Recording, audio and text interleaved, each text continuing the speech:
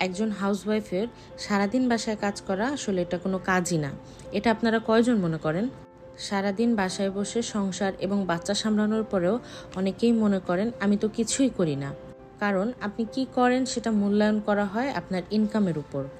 আমাদেরকে যখন কেউ জিজ্ঞেস করে আপনি কি করেন, আমাদের বেশিরভাগ সময় গৃহিণীদের উত্তর থাকে কিছুই না। কারণ আমাদের নিজেদেরই ধারণা যে হাউসওয়াইফ বা হোম মেকিং দেবার মতো কোনো পরিচয় না। সন্তান জন্ম দেবার পর তাদের লালন পালন করা একটা ফুল টাইম জব। আমি মনে করি এর চেয়ে চ্যালেঞ্জিং কোনো ওয়ার্ক হতেই পারে না। আমি অনেককেই দেখেছি সংসার এবং বাচ্চার জন্য নিজের লেখাপড়াটা পর্যন্ত বন্ধ করে দিতে হয়েছে। অনেকেরই পার্টনারদেরও কোশ্চেন থাকে তুমি সারাদিন বাসায় বসে কি করো। সেই সাথে ইনলসদেরও কোশ্চেন থাকে যে তুমি তো তেমন কিছুই করো না। আচ্ছা, আপনারা একটা জিনিস ঠান্ডা মাথায় চিন্তা করেন তো, একটা মেয়ে, শিক্ষিত মেয়ে, তার ফ্যামিলি, মা বাবা সব কিছু ছেড়ে আসে আপনার সংসারে শুধুমাত্র আপনাদের ভালোবাসা পাওয়ার জন্য।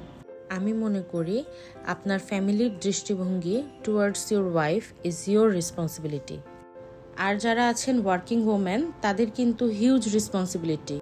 অফিস থেকে ফিরে ঘর সামলাও, আর যদি বাচ্চা থাকে তাহলে তো আর একটা টেনশন যে বাচ্চা সারাদিন কার কাছে রেখে যাবে, কি করবে, খাচ্ছে কিনা ঠিক মতো। এই সময় কিন্তু আপনার ওয়ার্কলোডটা অনেকটাই হালকা করে দিতে পারে আপনার পার্টনার। একজন স্ত্রী শুধুমাত্র ঘর সামলাবে এবং বাচ্চা লালন পালন করবে, এই দৃষ্টিভঙ্গি থেকে বেরিয়ে আসুন। যেহেতু সংসারটাও কারো একার না, বাচ্চাটাও কারো একার না, তাই রেসপন্সিবিলিটিগুলো ভাগ করে নিতে শিখুন। So love your partner, respect your partner. সবাই ভালো থাকবেন, সুস্থ থাকবেন। আল্লাহ হাফেজ।